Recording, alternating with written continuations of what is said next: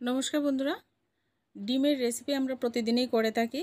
তো একটু অন্যরকম করে যদি ডিমের রেসিপিটা বাড়িতে রান্না করি তাহলে কিন্তু সবাই চেটেপুটে খেয়ে নেবে। তো দেখো বন্ধুরা, খুব সহজভাবে একটা ডিমের রেসিপি আপনাদের সঙ্গে শেয়ার করছি। প্রথমে চুলায় কড়াই বসিয়ে এর মধ্যে তেল দিয়েছি। তেলটা গরম হয়ে গেলে আমি এখানে সিদ্ধ করে নিয়ে খোসা ছাড়িয়ে নিয়েছি, 5টা ডিম নিয়েছি।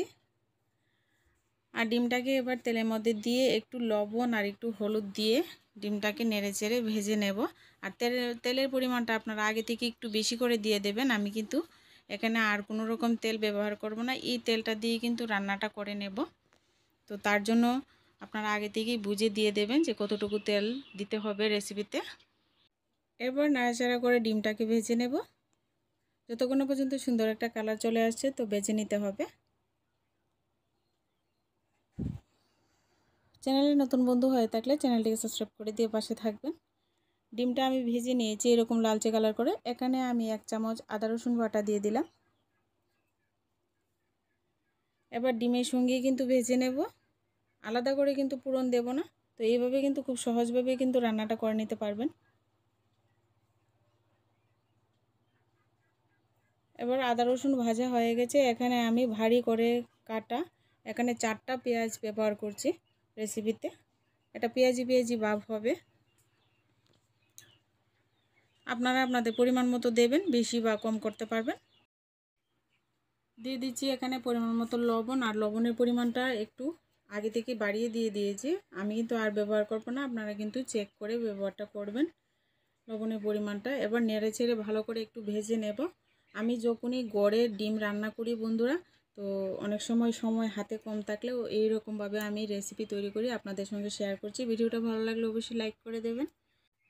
এবার একটা ঢাকনা দিয়ে ডেকে কিছুক্ষণ রান্নাটা করে নেব, একদম চুলা আঁচটাকে লোতে করে, যাতে একদম পেঁয়াজ ডিম পুড়ে না যায়। কিছুক্ষণ পর ঢাকনা উঠিয়ে নিচ্ছি। এবার নেড়ে চেড়ে ভালো করে পেঁয়াজটা আরও কিছুক্ষণ ভেজে নেব।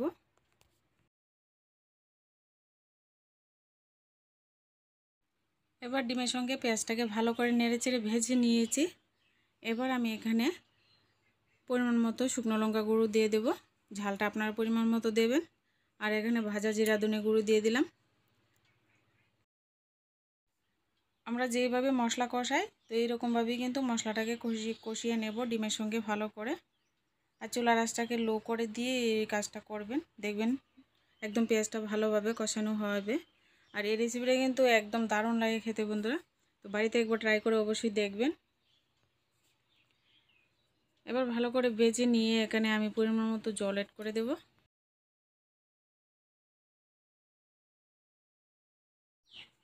আর ঝোলের পরিমাণটা আপনারা বুঝে দেবেন কতটুকু ঝোল ঝোল রাখতে চান। তো আমি কিন্তু একেবারে ঝোল রাখবো না, একদম কষা কষা রান্নাটা করব, যাতে করে সিদ্ধ হয়ে একদম গামাখু হয়ে যায়। এরকম পরিমাণে জলটা দিয়েছি।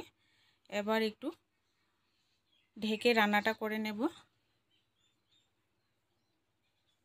ঢাকনাটা উঠিয়ে নিয়েছি। 1-2 মিনিট সময় আমি রান্নাটা করে নিয়েছি। এইভাবে একদম ঝোলটা একদম শুকিয়ে গামাখু হয়ে গেছে, তো দেখতেই পাচ্ছেন। এবার এখানে অল্প পরিমাণে আমি গরম মশলা গুঁড়ো দিয়ে দিয়েছি। তো গরম মশলা গুঁড়োটা কিন্তু অবশ্যই দেবেন, রেসিপিতে কিন্তু খেতে ভালো লাগবে। তো এবার নেড়ে চেড়ে ভালো করে একটু রান্নাটা করে নেব। কিন্তু রেসিপি একেবারে রেডি। তো চুলা আঁচটাকে বন্ধ করে দেব। তো বন্ধুরা দেখুন, লাস্ট এইরকম রেখে আমি নামিয়ে নেব। তো একদম পেঁয়াজ থেকে একদম তেল ছেড়ে দিয়েছে। তো রেসিপিটা কিন্তু দুর্দান্ত হয়েছে, আপনারাও বাড়িতে অবশ্যই ট্রাই করবেন।